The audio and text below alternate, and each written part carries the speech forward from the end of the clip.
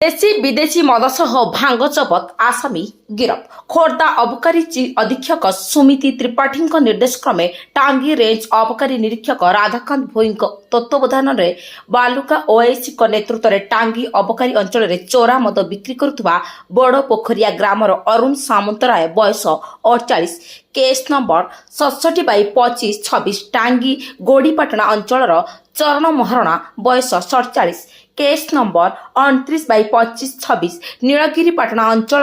आलोक रण सिंह बयस 28 case number 30/25-26 से भाव बालुका अबकारी विभाग पक्षर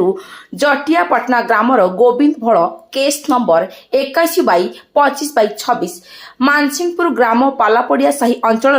अली बेहेरा बयस 37 केस नंबर 82/25-26 जरीपड़ा ग्राम शंकर हरिश्चंद्र बयस 50 तांको निकटरू 5 केजी भाग जबत होइछि। एही समस्त चोरा निशा कारबार दीर्घ दिन हेब करि आसुथिले। विशेष सूत्ररू खबर पाई एमानकु टांगी और बालुका अबकारी विभाग पक्षरु देशी विदेशी महुली मिसी 58 लिटर मद और 5 केजी भांग जबत करी समस्त आसामी मानकु कोर्ट चालान कर जाइछि।